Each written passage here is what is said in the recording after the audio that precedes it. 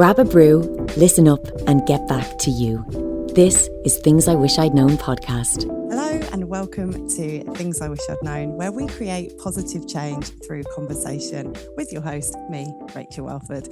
Today we are joined by Jonathan Garner, and I'm really excited to talk to him because there's so much that I want to know about this topic. And he is a seasoned web developer and user experience designer, and he's got over a decade of experience in teaching complexities of disruptive technologies, and he works with top clients like Visa, IBM and Unilever. So he's super knowledgeable about this, and I'm really excited about picking his brains.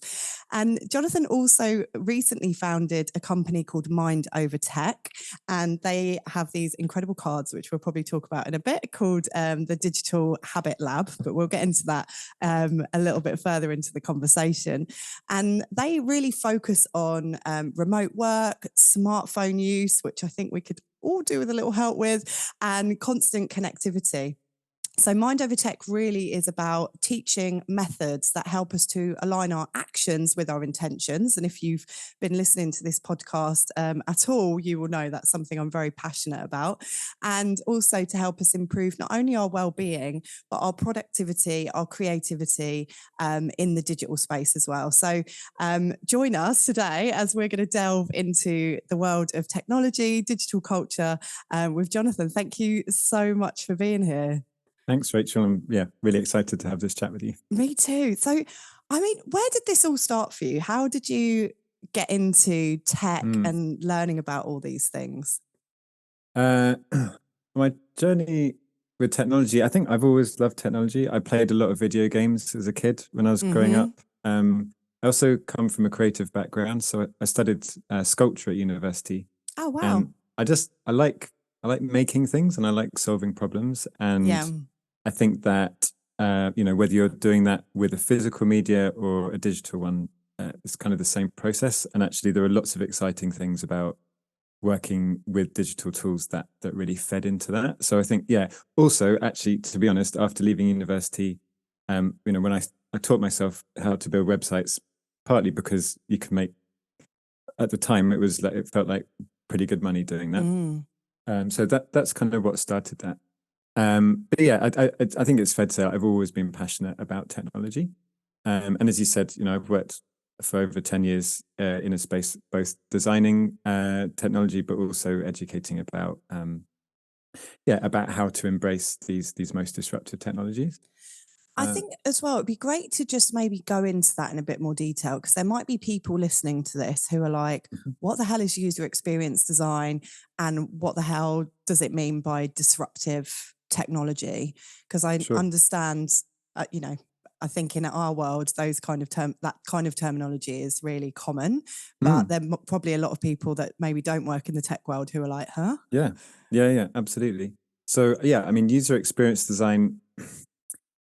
Actually, if you work in the field of user experience, it's still hotly debated exactly what user experience design is. People are always trying to kind of like redefine it. But I think probably for the sake of this conversation, the easiest way to think about it is considering the human who is on the receiving end of whatever digital product you are creating, and making sure that what you build is done so informed by the actual problems and needs of real people, and that what you are building is actually helping meet those needs, obviously in a way which aligns with your business model, because that's a reality that most tech is built around that. But that's basically the role of user experience.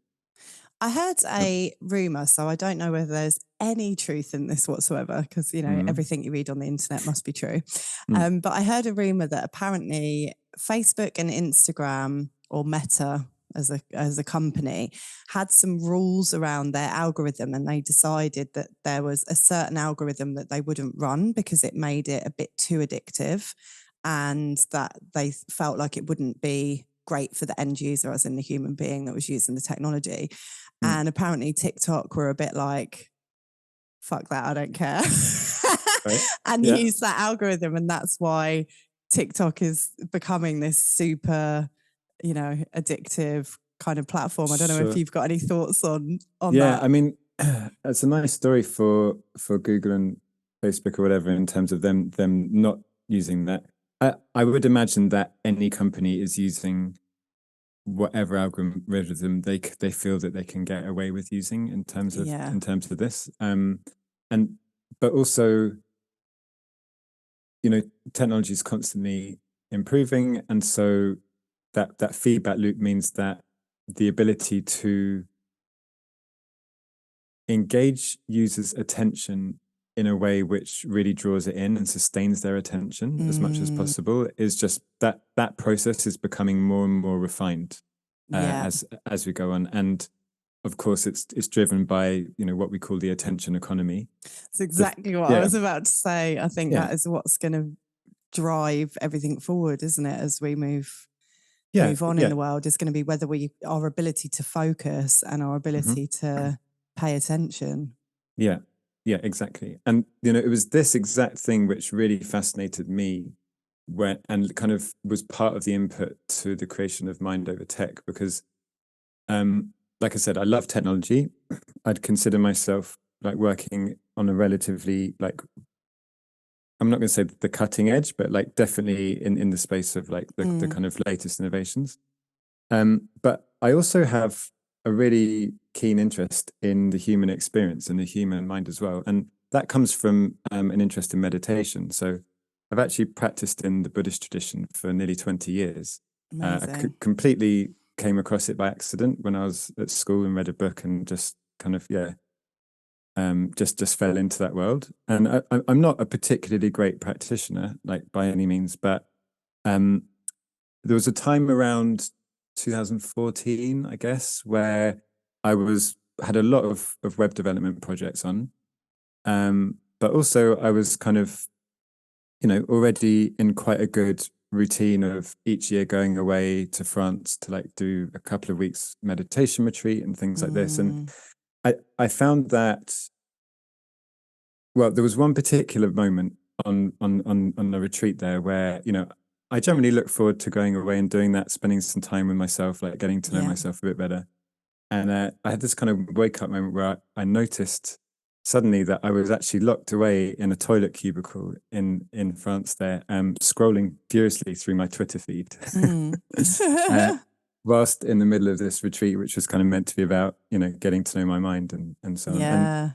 And I think that was just this moment of watching that where I kind of realized, maybe I'm not that happy about my relationship with my phone, and specifically because I don't feel like I'm in control of my attention and my awareness and what I'm investing that in. And that for me was like quite a shocking wake up call, which has taken me on a journey personal to myself of trying to understand, how can I, as someone who works in tech, use technology and benefit from all of the amazing things which it can bring us, but on my own terms, and so that I'm not negatively impacting my well-being and my creativity and productivity, and also that in such that I feel in control of my awareness and my attention, and that, like I said, that I can invest it in the things which really matter to me. Oh yeah, my internal human is clapping clapping and applauding that sentiment, because I think I feel the same. I find technology so exciting. I know ChatGPT now is like all over the news and stuff, but I've been using it since, I don't know, I think like November or early December last year. How are you using it? Just to, a lot of the time, because I mean, I'm undiagnosed, but essentially I think I have ADHD and dyslexia. I've always struggled with, I love to write. I really love it, but I often put the wrong words in sentences, or I'll spell things back to front. If the first letter and the last letter are in the right place, the other letters can kind of like do their own thing, hun. Like, I don't really know how my brain works, but sometimes I find it hard to summarize things into, like a punchy thing. Anyone who listens to this podcast will know I waffle quite a lot. And sometimes it's good, especially with copy, to have something, a complex thing to be explained in a very concise and quick Yeah. way. Yeah. So the main way that I use it is I take copy that I've written myself and I'll ask it to summarize or to check for spelling mistakes, to put it into maybe a clearer structured sentence format, that kind of thing. So that's primarily what I've been using it for. And I found it very useful when I've tried to use it for things like, because I've seen all these cool things, you know, where people are like, I got it to write me a kid's story or something like that. Yeah. I find that it actually becomes very repetitive. And that's where you start to learn that it is machine learning, and they've obviously got phrases that they know, that it knows how to put together, rather than it being, but I mean, this is just phase one. Well, I imagine it's phase whatever for the tech industry, but in terms of the public use, you know, putting it out there. So I imagine in time, and the same with these kind of image creating apps and stuff like that, it's just so exciting, and it can save you so much time. But on the flip side, and I have a confession to make. Oh, what's that? I'm so addicted to my phone. It's not even funny. And I don't know if this is, again, like ADHD traits or what have you, because the dopamine thing. I'm so addicted to my phone that I decided I was going to get a separate phone, because my work phone, I have, well, I guess I don't have to use social media, but I like to. It's nice to build community. It's nice to connect with people in that way.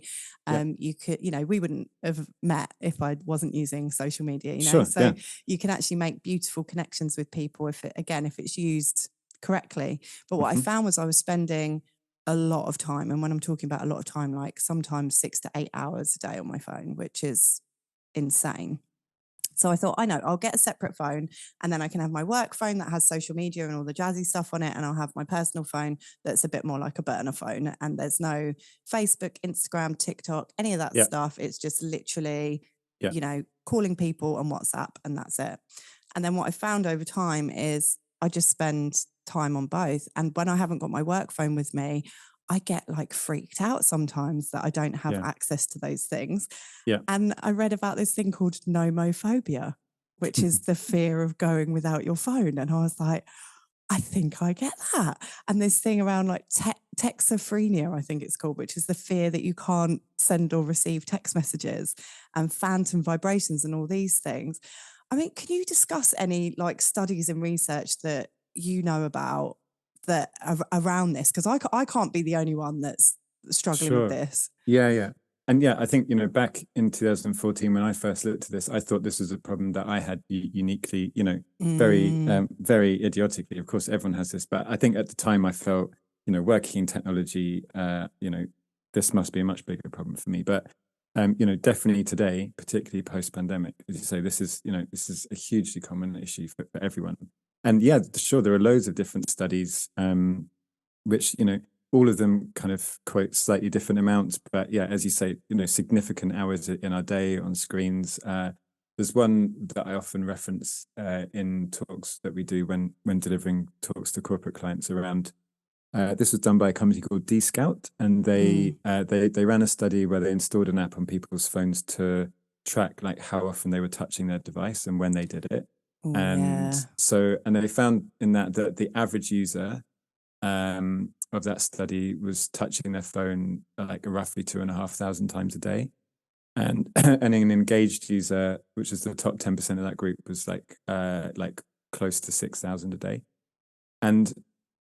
But what I want to say strongly here is that I believe very strongly that everyone's needs from technology are different, and that technology itself, I think we can consider it to a certain extent like an objective tool. So, you know, we can, to a certain extent, theoretically, you know, we should be able to use it in a way where we can decide what we want to do, and we use that digital tool in order to do it. Because the reality is, living in today's world, like we, you know, as great as digital detox is, and it's probably a healthy thing to do every now and again, it's not a practical way to live our day-to-day life, right?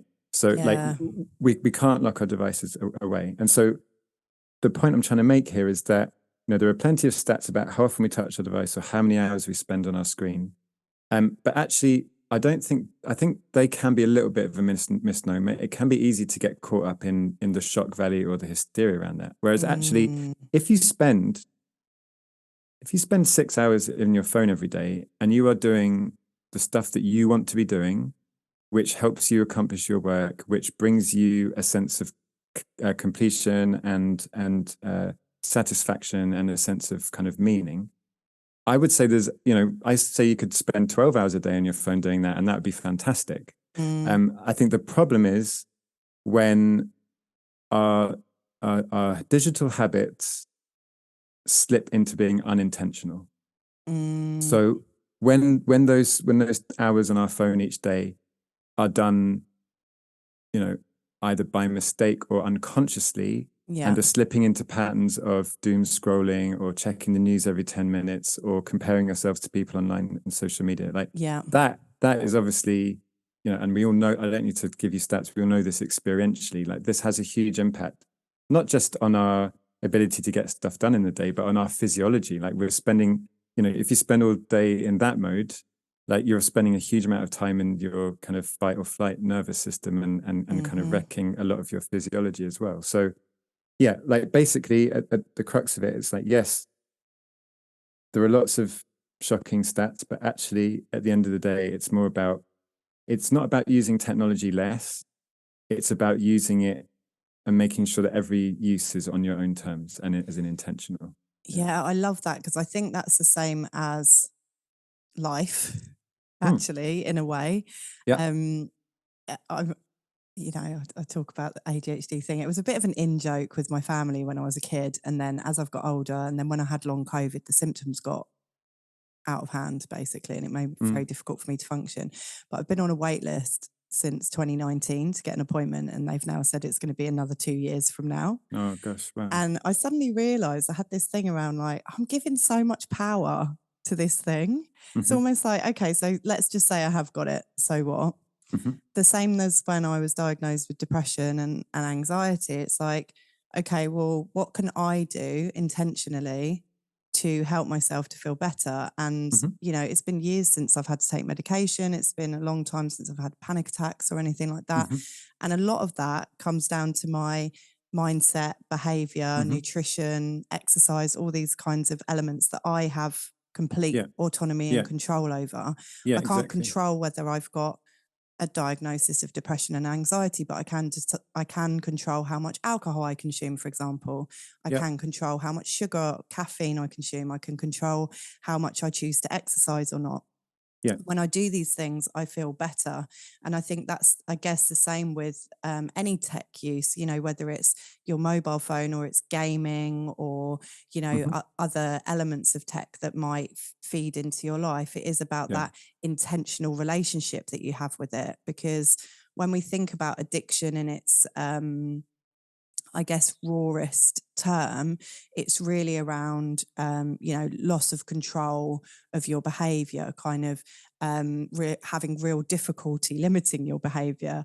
And I guess generally feelings of irritability, anxiety, anger, if it's taken away from you, feeling like you've lost control or that you've got no control over the habit, and generally maybe withdrawing from other things because you need the time so that you can do that. And I know when I realized with TikTok, especially when it was kind of first out, I found it really interesting as a platform. And one day I was on my phone and I kept thinking to myself, you really need to stop doing this now. You really need to stop doing this now. You really need to stop doing this now, for so long that eventually my battery on my phone died.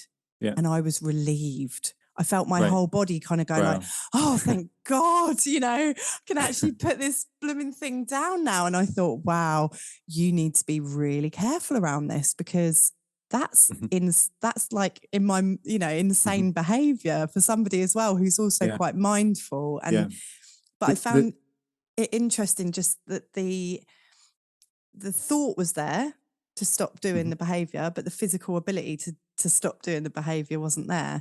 I don't know if you've had like similar experiences. Yeah, absolutely. Like daily, I have that experience. I mean, and the thing is, like, also, being here as a founder of a company called Mind Over Tech, which is about being intentional with your tech, doesn't mean that I've got this all sorted. Yeah. Like quite the opposite. Like I know that I struggle with this a lot. Is why I'm doing this in the first place. I think Yeah. it's back to your point of taking like control of your agency and moving in a step towards actively meeting the situation. So yeah, absolutely, all day I have many experiences like that where I feel like I'm not in control about putting something down. And it's no surprise, like a lot of tech is designed specifically. I'm sure you're aware of books like there's one called Hooked by a Yeah. guy called Rachael. Yeah, it's like, Is that you know, yeah? It's got yellow cover, I think. yeah, Yeah, exactly. yeah. It's mentioned often. It's like it's held up in Silicon Valley as a bit of a Bible about how to build habit forming products. But Right. it's all about literally how, what from a, this is the kind of side of UX, the user experience design, which gets a little bit iffy from a user, like from a humane perspective. There's like lots of things called dark patterns, which is basically ways of designing your user experience that it exploits the vulnerabilities of the human mind. It knows Yeah. it knows the way it behaves, and it creates compulsive addictive behavior. So there's like, that is there, and it's very real, and it drives a lot of the attention economy. A lot of reason why some of these huge tech companies are as big as they are is because of these mechanisms, and that is absolutely a thing, and it's not a small thing, and it's a very powerful thing to have to work against. I Yeah. think the thing is, back to your point, in an experience around anxiety or things like that, we are limited to a certain extent about what we can do to change something like the presence of anxiety, and equally what we can do to change the way that a lot of tech companies operate. Like we hope that kind of government policy and things come in to actually help shift that, but that's out of our hands, and it's not going to change overnight. So whilst I hope and will try and always work to shift that side of things, actually the other side of this relationship, because this is a relationship, right? Like us and technology is a relationship, just like a relationship with anything else. And Yeah. so there is a half of it that we are responsible for, and that we show up for ourselves for each day, right? Yeah. And Absolutely. it's that side of it which we do have control of it in exactly the way that you were saying before. But I think the really the difficult thing with this, because you're mentioning before about whether it's about other forms of addiction and kind of taking back control. If it's, let's say you have a problem with drink or smoking or something like that, I'm not saying for a second that those are easy things to deal with, but at least in that situation, there's quite crystal clarity about what good, like what favorable or unfavorable behavior or activity looks like. Like, if you're having a drink, if you're having a cigarette. And at that point, even though you may not have the power to do this, there is an option, which is to just like cut that and stop. In our digital lives, like I said before, we can't really just throw all our technology away. Like, it's increasingly difficult to literally pay your taxes or like book a flight to go on holiday without living and existing in the digital world. And so actually picking out, like throughout the course of your day, there's so many activities which you have to use technology for just to survive. And there's lots of other things that are completely behaviors and habits which aren't useful for you at all. But so it's very difficult because you can't just do a clear cut or boundary in the same way that you could in giving up fatty food or cigarettes or something like that. So this is why it's actually an incredibly difficult and but important thing to build the mindset and the habits and the skills to actually slowly allow yourself to create boundary in your digital life, so that you can separate these things out and know with confidence for yourself, this kind of activity aligns with what I care about and helps support what I want to be doing in my life, and this kind of activity I want to do less of. And if I do some of these things, it can help give me control about how I use my time in my digital life. Yeah, I've definitely noticed that, like with the two phone thing.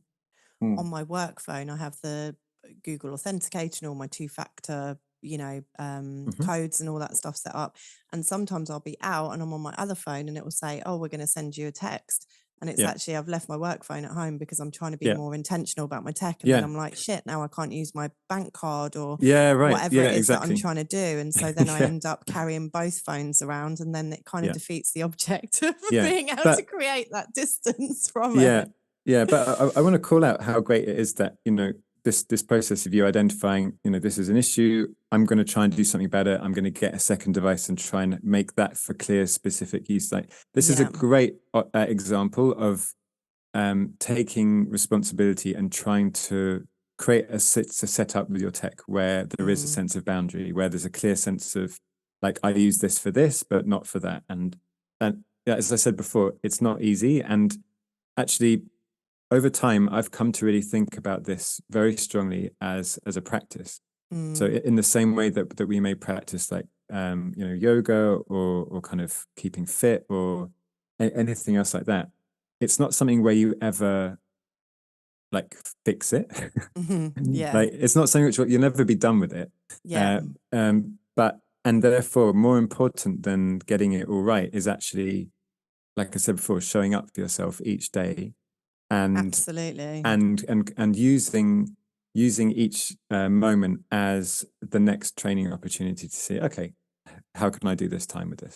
Absolutely. I mean, that's one of the whole reasons that I set up Happy Habits Club, is because I started to realize that I'm not well because I started to meditate and I looked at my nutrition and I see a therapist, and these things aren't accidents, these are habits that I've built. And actually it's been a long time now, I think it was 2014 when I had my breakdown, so it's been a really long time since that happened. And over that long period of time, I've slowly developed these little habits, making sure I get outside in the morning, get fresh air, don't stay in my flat too long, make sure I call my friends, like all these kinds of things that actually I know are triggers for that little depressive part of me that genuinely would just have me like stay in bed all day, not see anyone, and just think I was a useless human being, as a kind way of putting it.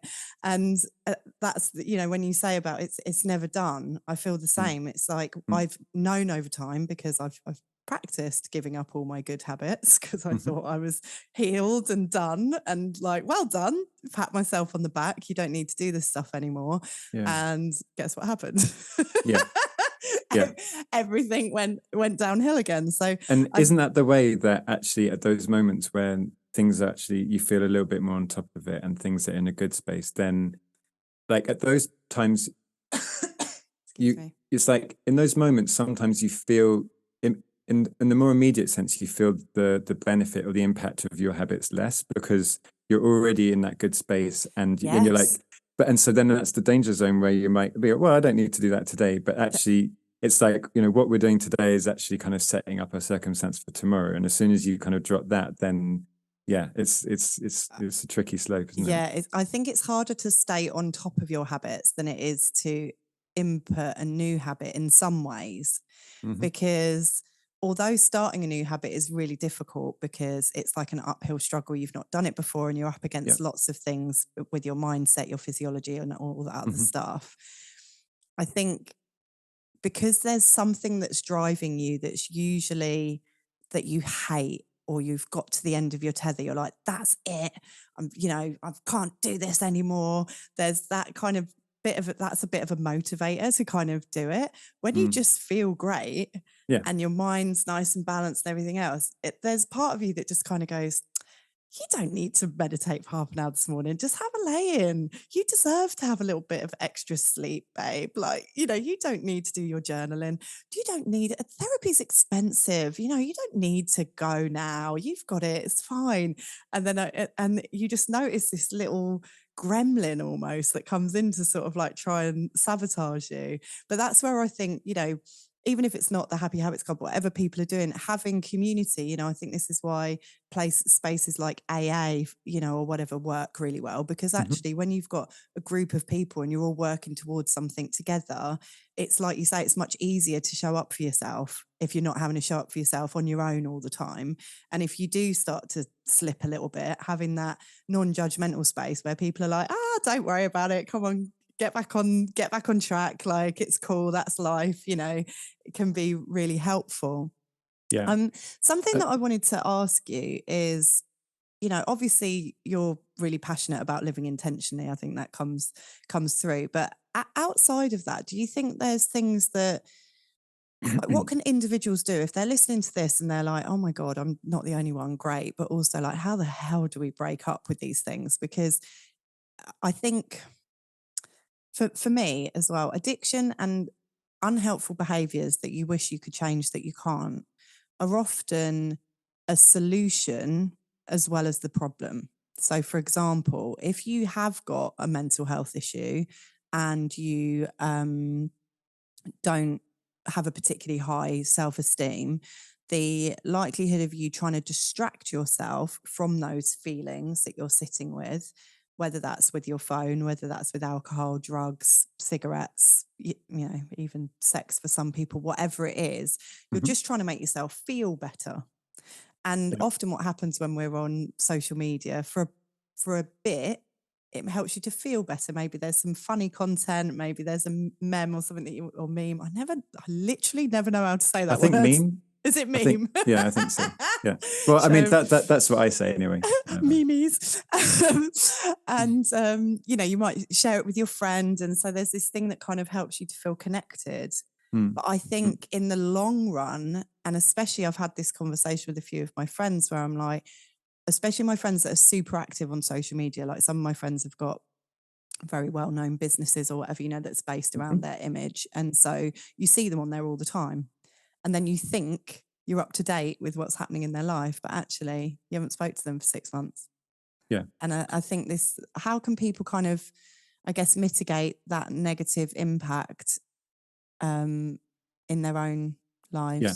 So, I mean, this is why I created the Digital Habit Lab, basically. So that this deck of cards that I sent you, and so just to explain if people haven't heard of it before, it's basically a deck of cards, which contain 50 different experiments that you can run for yourself to understand your relationship with your technology better, but also to find small bite-sized habits that can help you deal with exactly what you're talking about there, Rachel. Yeah. Because like I said before, I think everyone's needs from technology are different. Yeah. And so it doesn't work to say, if you do this and you don't do this, then everything will be okay. Because that list would be different for different people. And even for one person, it might be good at one point in their life, but it might look different later on. So actually more important is to run what I call these experiments to actually,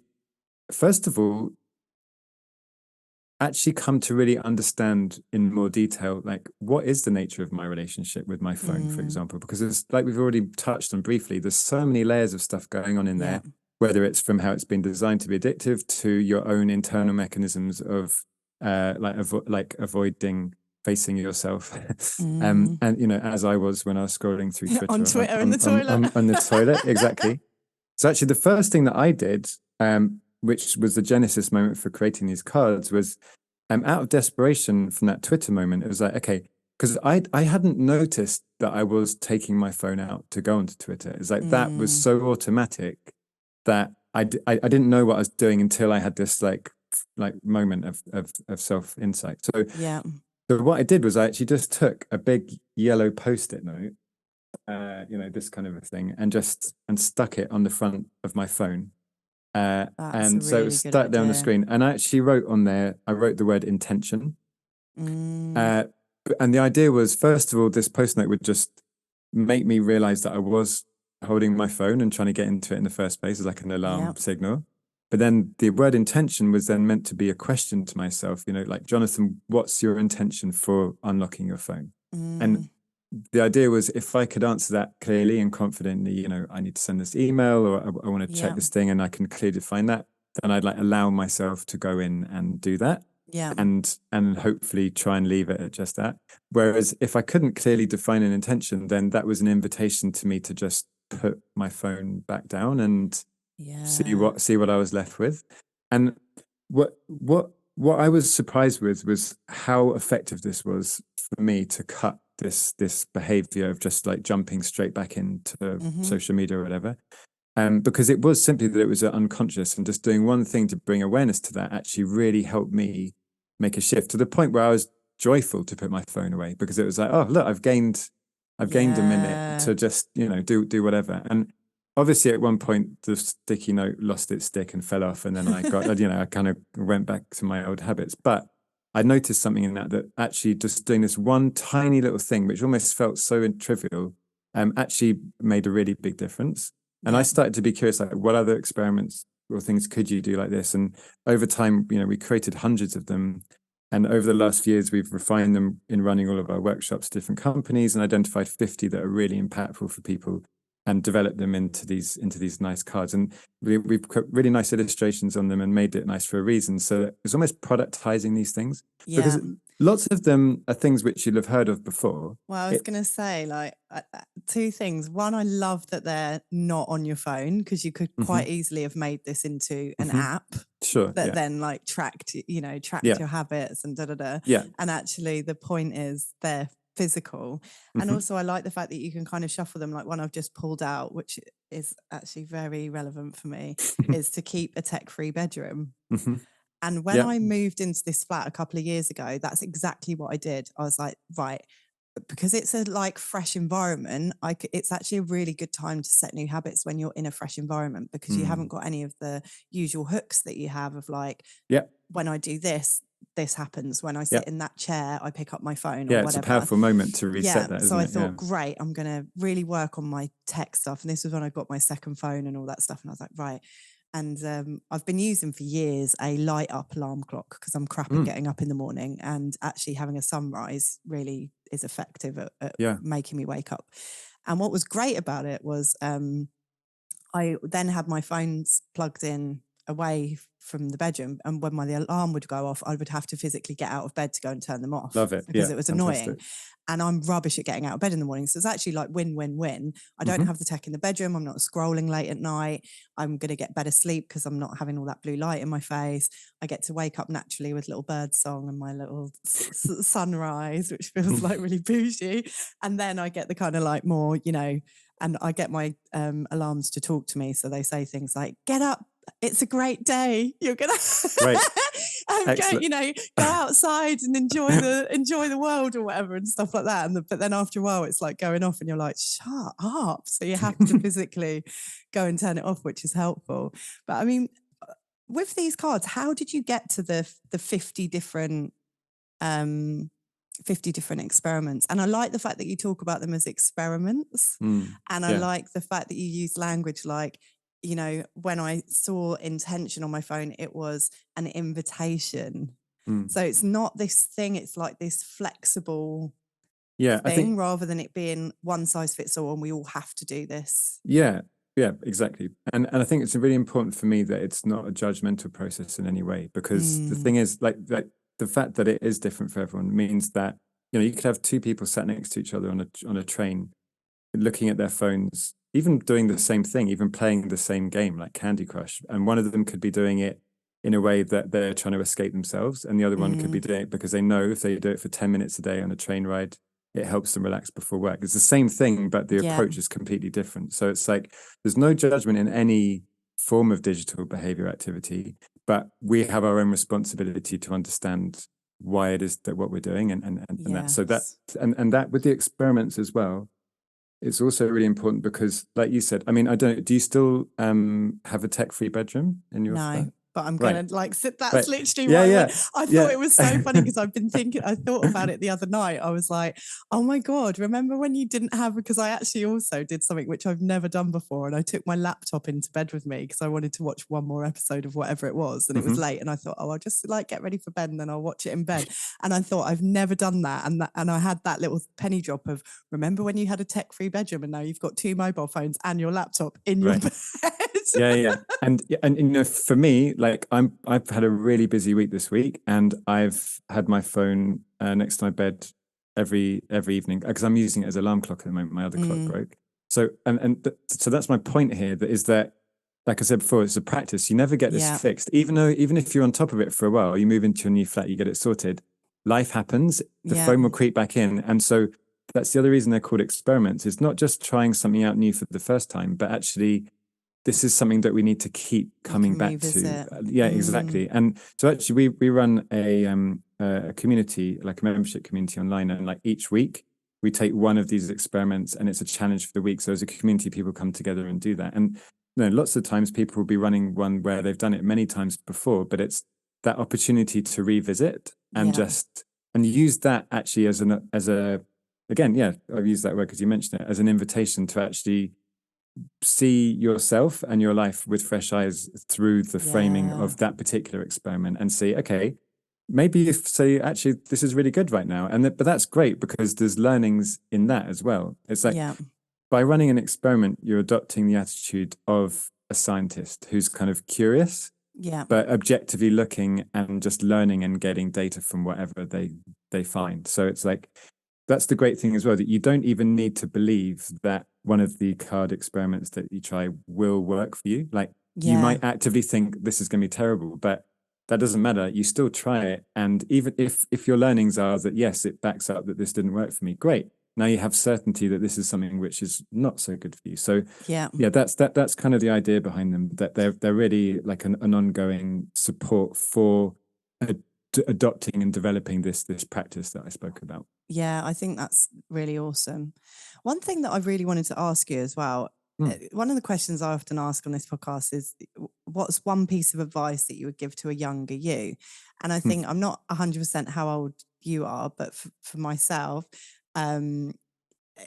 it's like, okay, I'm 40 now, and I remember my life before mobile phones were a thing. Like, I don't think I had my first mobile until I think I was about 17 or something like that. Not, you know, because anyone kept them away from me, but just because they didn't, you know, they were big chunky things, weren't they? And only like yuppies used them in the 80s or whatever. Or you might have had a phone in your car, like your mate's dad had their phone in their car and you're like, wow, you know. But so I've had an experience of life without technology. And I think there's a lot of young people now that are growing up. And I watch my nephews, for example, and, you know, they're toddlers and they can use an iPhone.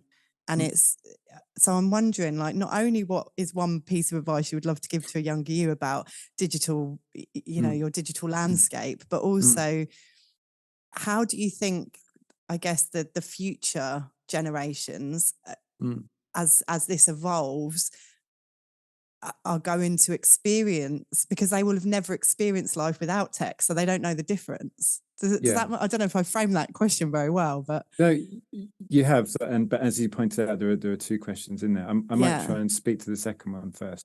And so to rephrase that question for myself is like,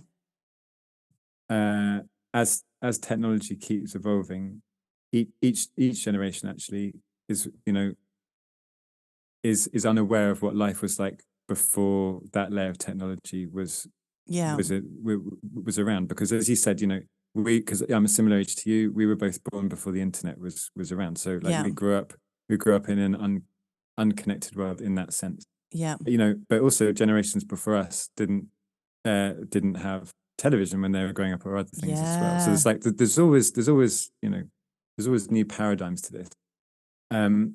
Of course, some technologies have greater impact than others, and the way that the internet influences, like the way that we live our lives, I'd say is pretty great. But regardless, if we drop the idea of internet and just talk about technology in general, I think that technology, I often see it as like a mirror. Actually, it's like it's an opportunity to see ourselves, because it's it's us as humans who are using this Yeah. tool, right? And so in seeing our behavior with it, if we have kind of two options. We can kind of get lost in using that technology and kind of enjoy it, but just be like right up in this space where we're just in that technology. Or there Yeah. can be another version where you're using it in such a way where the act of using it, you can bring some attention to yourself and actually understand yourself better in the process. Yeah. Like what what we're talking about here about running experiments with your phone is like in the dream scenario, and this is my deepest wish for Mind Over Tech, is that it turns the act of using your phone and getting lost in it and being distracted, it turns that into actually an opportunity to understand yourself better and to grow and develop yourself further on your own path. And if we can do that, then actually it takes the mundane process of sending an email or paying a bill on your phone or whatever into a continual opportunity for kind of personal growth. But I think in order to not get lost in the technology, we need to have a strong and confident understanding of who we are first, because ultimately that's the thing that we're coming back to, and that's the thing that we have the opportunity to see. But if we don't have confidence in that, then it's difficult when we're in the digital space to have, like, without that confidence, then we can kind of lose that sense, and then we do get lost in the technology. On that point as well, Mm. if you're a kid that's grown up with this technology, so you're surrounded by algorithms, because I always think, like, when I was growing up, I went through loads of different phases. I was like, loved punk and stuff for a while, and then I loved, like dance music and drum and bass and stuff. And then, and I kind of like went through all these different phases where I was just like exploring different things that I thought were, exciting or cool in some way. If you've got an algorithm, it just basically goes like, oh, you like this thing. So I wonder whether, when I was growing up, because I've thought about this a lot, because I was hanging out with people that rode BMX and skateboards and stuff, a lot of them listened to loads of like Americanized punk or metal music, right? And so I kind of like was listening to that because I was with them. And then when I met some other people, they were into other things. But when you've got this algorithm that's just kind of like, oh, you like punk, then you like BMX, you like that kind of thing, and it just keeps feeding you more and more and more and more and more of that same thing that you like, is it harder to explore or find like other things because the algorithm's just going to give you what you like and what it thinks you want more of? I don't know. Yeah, so I absolutely. think that sense of self is quite hard to define. Yeah. Am I who I think I am, or am I what my algorithm wants me to be? Yeah, it's a really good point. And yeah, I mean, that might be called, particularly from a user experience point of view, like an echo chamber of social media like that, where you it picks up what you like and it feeds you more of that, and it creates this very narrow space where you just, that's it. And of course, when you are, well, for anybody, but particularly when you are growing and developing as a young adult, then you're particularly impressionable at that point in time. And also, it's important to have access to a broad range of experiences and things in order to discover who you are, of course. So I think, I mean, there's so much, we could run like a couple more separate podcast conversations, just specifically around that, the time between 11 and 13 years old when you first get your smartphone, and navigating exactly that challenge which you're talking about. It's so tricky because that's the time when you're developing the neolimbic part of the brain, which is where you fit in the pecking order. And I think that whole part of the brain is so slow to develop and so slow to change that previously, where you would have just been comparing yourself to, I don't know, your siblings, your cousins, maybe a couple of people that you knew from school. Now it's like you're comparing yourself to, I don't know, this amazing looking girl in Brazil who's got 50,000 followers or whatever. And you're just sat there with your 3 likes in your village in Kettering or whatever. It's like... Yeah, definitely. So I think in terms of in very simple. So in one hand, this is incredibly complicated and needs, it's something which we're still trying to figure out, right? This, like, the first smartphone came out in 2007. It's the Right. iPhone in the way that we use them today. Yeah. So what's that, like 15, 16 years ago? Yeah. I hope that maths is right. I don't know. I'm rubbish at I, maths out I, loud. I think it is. But we're deep in a conversation. We'll just So say it is. We'll just agree. forgive me if it's wrong. But anyway, like, so in that time, nearly 90% of the global population now owns a smartphone. Yeah. So that's a lot of billions of people. And the ways that we're using these and the way that impacts our life is huge. So it's like we're in the middle of a massive social experiment on literally a global scale. And the thing is, a lot of studies into how this impacts us takes so long to do that by the time they come out, like, the technology's moved on anyway. So it's like we're always at the forefront of this, and trying to figure it out as we go along. So with this thing with children, like, that is an important and ongoing project which needs to be done. But I think in terms of a very simple answer to your question about, like, how can we get that confidence in ourselves and in order to come back to ourselves, I think one bit of advice actually a friend was sharing with me just the other day, and this is she's a parent, and she was talking about actually this, about how she wanted to try and bring this attitude to her child, was really encouraging them to at 100% fully be there and fully do whatever it is that they're doing at that time. Yeah. And if that means watching television or playing a video game or whatever, that's that. Like, be fully in that and just, no judgment again, like, do that. But equally, like, make sure that you're doing other things as well and fully do them. Because I think a lot of this multitasking, with phones as well, it bleeds into everything. So it could be that we're going out for a family walk, but there is some kind of, we're not quite there because we're on a phone or whatever. So I think that fully in, like, and when we were talking about it, what came to my mind was that, when you get like a 5-year-old kid playing with sand or paint, and they turn up with like paint on their face, and they're fully doing that in a way where they're not holding themselves back at all. I think actually, advice to my younger self would be to try and adopt that attitude as much as possible, because that would mean that we're not shying away from technology, and we're fully getting that when we're doing it, but also by fully doing the things like the painting or the running or whatever, we're having more embodied experiences where we're actually in ourselves. And I think that is one of the most important things for getting that confidence about who we are. Yeah, absolutely. I would 100% agree with that. And I think it's just an interesting time. Like, one of the things that I loved about my nan, God rest her soul, but she I remember when computers came out and stuff, and she didn't really know anything about it or the internet. And I don't know, she must have been in her 60s or 70s, I think, when the internet came out on Facebook and things. And she went and did a course. And I asked her, like, why are you doing a course in computing and like Facebook and whatever? And she's like, because it's the future. You got to stay on top of, And she was really excited about it. She was like, oh, how great. I'll be able to see pictures of my grandkids, and what you're up to. And isn't that lovely? And that's the thing, technology in that way. is incredible. Like the stuff that it brings us is amazing. So and I think that's it, such isn't a it? great We don't story. want to be fearful. I think you don't want to approach it with this fear. In the same way that I imagine when the industrial age happened and machines started taking over in terms of things like sewing, people would have hand sewed before sewing machines existed. People would have ploughed fields by hand before tractors existed.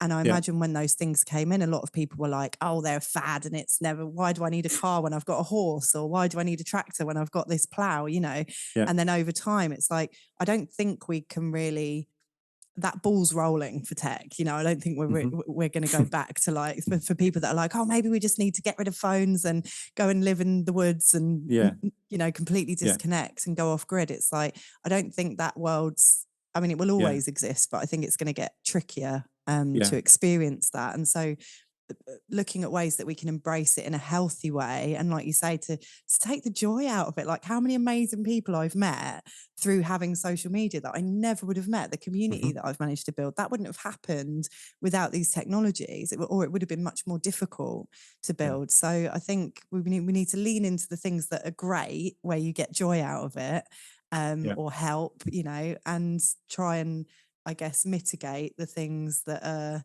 not so helpful and make you feel like crap. Exactly. And from my point of view, the way to do that is to carve out, even if it's a little bit of time to where you can more formally observe how my relationship with my technology is, reflect on, am I happy with what I see? Is this helping me do what I care about, or is this stopping me, living the life that I want to live? And then off the back of those reflections, experiment, try disrupting one of your digital behaviors, even a tiny way, and just open up a new opportunity where then you can gather data and learn more, and then basically keep doing that as a practice. Like show up each day for yourself, doing this, this process. That for me is the most practical way to do exactly what you're talking about, to embrace technology and get the best from it, but make sure that we're doing it on our own terms. Yeah. Well, what one thing do you wish you'd known before you kind of got into all of this about technology, phone addiction? I mean, to be honest with you, I find that a really difficult question to answer, and partly because, like I said, I really see all of this that we're talking about as a practice. And so because of that, actually, it's not like, oh, if I'd known this, then it would all be a lot easier. Actually, a lot of the value is, coming up against all the problems and continually struggling with that. And so, it's the classic thing of the journey is more valuable than the end goal. So in that sense, I'm not sure. I think maybe just the fact, knowledge that this is something which is a practice or should be a practice. I think that is probably what I wish I'd known sooner, because I did spend quite a lot of years at the beginning doing things like trying to install loads of apps on my phone which would help me manage things, and basically adding new layers of technology onto the problem, which didn't really help, or also building up very elaborate productivity systems so that I could help, create that boundary. But I ended up just spending more time building and maintaining those systems than actually getting the stuff done. So I think I feel like I probably wasted quite a lot of time trying to fix the problem and make it perfect. Maybe that, but also by trying that, it led me to this position that I'm at now. So but again, that feeds into the journey, right? So exactly. That literally just proves your point around, is about the journey. And I think there's definitely that, I think, feeds into so many people's lives. And I know definitely from the clients that I see for therapy, to people in the club, to my own experiences of feeling like once I'm healed, or once I'm not having panic attacks anymore, or once I'm not depressed, once I'm not using my phone so much, then I can start living my life, or then everything's going to be perfect, or then, I don't know, I'll have the money, the looks, the love, the whatever it is that you're looking for. Exactly. And actually that just keeps you trapped in this, and you're not actually ever being present or living for the moment and remembering that life. That's the whole point of life, right? Is this beautiful journey. So I love that. Is there anything? Oh, sorry, go on. I was just going to say, I'm sure you're familiar with James Clear, Yes. and Atomic Habits, because there's something that he mentions in there relevant to what you're saying around, not basically that trying to adopt habits in order to gain a specific outcome is actually not the best approach, because either we don't manage to get there and we get disheartened, or we do get there and then we're kind of well, now what? And then the habits fall away. And actually a much stronger way of doing it is connecting with the sense of identity of who you are, but also who you want to be. And really connecting with that and using that as your core driver to create change. For example, instead of saying I want to spend less time on social media and kind of doing that, kind of saying I want to be somebody who is there for my friends when I'm spending time with them. Like Yeah. that is a quality that I would love to have in myself, and really connecting with that, and then using that as your driver to maybe just when you're out with friends, like maybe just not check Instagram that one time, and use that, and then turn that opportunity to turn that moment, which would have been a wasted scroll on Instagram, into a moment where you can proactively ask a question or be there for them. And actually, there's this amazing thing which I heard someone say about this, where basically then putting your phone away becomes an act of service for people around you. But like you literally, like by doing that, you're aspiring to be there for others and putting that into action, which feels really powerful. And again, is like actually means that these things can be things other than just distractions. They can be prompts which can help us do the things which matter to us most. I've actually got, there's two things on that actually that I'd just like to share. I've actually got in trouble before because I don't check my phone. Like if I'm with my friends, I'm never on my phone. It's super rare unless it's like something that's, you know, urgent that I need to sort out. I never have my phone on the table if I'm having dinner. You know, I went to the theatre last night with my friend, and the last time I checked my phone was because I used it to find the theatre wherever we were driving, you know. Then it goes in the bag and I didn't check it again until I got home, probably 4 or 5 hours later. But then what I found is sometimes people get really arsy with you when you haven't replied to their text for, say, 4 or 5 hours. And I'm really being intentional similarly with how I use my phone in the day. And because I've got a work phone and a personal phone, if I'm working, my personal phone is in my bag and I do not check it unless I'm on a break or whatever, because I just get distracted. And I've had people that are like, hello, you know, or like question mark, question mark, question mark. And I'm like, you just need to like learn to deal with that, because I'm not going to be at your beck and call. I don't have my notifications on. Well, I think you might have noticed in the card deck that there are, amongst the 50 cards, there's like 6 different colors. Yes. And so like the green ones are all around communication. Yes. And so like a lot of what you've been speaking about there is basically unspoken expectations that people have about how you should be the top communicating one, with them. don't reply immediately. There you go. So it's like this, like the digital habit lab becomes quite useful in that way, in that like you identify one area of your life where there's an issue, and then you can look into one of those colored themes and then like help try and find some things you could do to particularly meet that issue. Because there's lots of small things that you can do, and again in that process it was also a great opportunity to learn about yourself and how to set boundaries with other people, and it was so much in there. Absolutely, because on the flip side of that, what I've noticed is because of that, I never take photos. I never have photos of me or my friends or what I'm doing. And I've got a good friend of mine, Amy. Shout out, Amy. Hi. If you're listening. Hey, Amy. She always has a phone out all the time, videos, and takes pictures of everything all the time. And then she'll send, you know, when you've been to an event or whatever, she'll send like a little thing of all the pictures where you're in it. And it's so nice. It's such a lovely thing.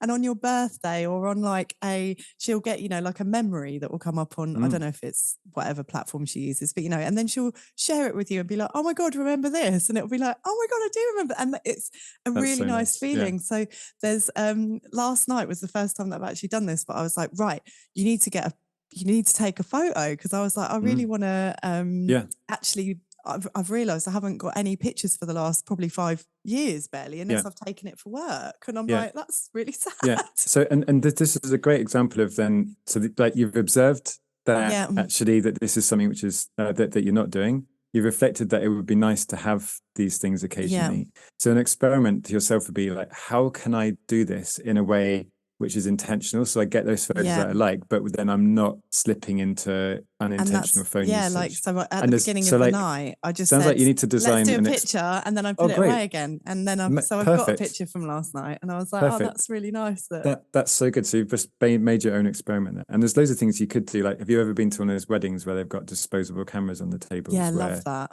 Yeah, it's like that. You know, you can get quite creative about how you want to achieve the thing that you want to, but on but on your own terms. But I used to be really naughty when I was a waitress, and people would say like, can you take some pictures for us? I'd be like, oh, this is so dry, this isn't my job. But obviously I'd be really polite because you work for tips. I'd Yeah. be like, yeah, sure. And as I was taking the pictures, I'd do like different angles. Then I'd turn the camera around and I'd start taking pictures of myself. And then I'd take like more pictures of them. So like, I'd be like, oh, there's loads there. And then so there'd be like, I don't know, 20 pictures and about 3 of them in between would be like me being like, whoop. That's hilarious. No idea if the people were like, that waitress is a bit weird, but I used to do it on tips, so it must have been okay. Yeah. We're gonna have to wrap it up because I've got to start my clinic shortly. But I really enjoyed this conversation. I think there's definitely some brilliant tips and information for people in there on, you know, where they can start if they feel like, which I imagine we all do, that, and also that it's not doom and gloom. I think that's the thing when you read about like tech and mobile phone addiction, it's like, oh my God, you know, seems like it's so bad. And it's like, there's lots of positive stuff about this as well. But is there anything else that you want to share? Anything you wish I'd asked that I haven't asked you that you think people should know? Quite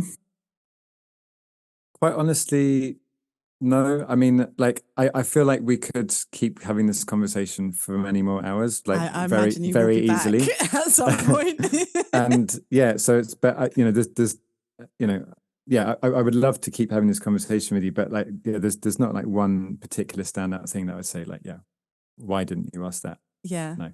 Oh, fab. Well, thank you so much for being here. If people want to find out more about you, about how to get hold of the digital habit lab cards, or, you know, how to be more mindful around phone use, what's the best way for them to get in touch with you? So our website is mindovertech.com, and you can buy decks of cards through there. You can join our member community through there. So that's that. To date, we've not been particularly consistent on social media. It's taken me a while to work out, as a company that works in this space, like how do we use social media in an intentional way to actually support our message, but in a way which is like congruent to what we do. But we are on all social media channels at Mind Over Tech, and actually kind of got plans in the next few months to be becoming much more active there, experimenting with ways to use social media in a way which is like actively helpful, but being a bit more thoughtful. So so website and socials. If you want, you can use this idea. You should just make a video of yourself shouting, "Get off your phone," and then just post that about 15 times a day.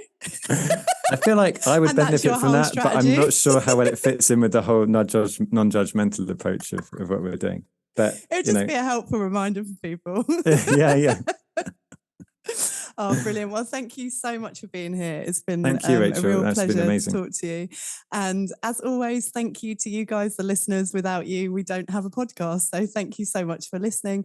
If you got this far through and you enjoyed this episode, please do like, share, comment. It really does. And subscribe. It really does help us to reach more people and in turn get you guys better guests to talk to. So thank you so much for being here. And until next time, much love. We hope you've enjoyed listening as much as Rachael enjoys making this podcast. Why not share it with a friend? And if you really love it, drop us a review on Apple Podcasts, as it really helps us reach and inspire more people. Thanks for listening.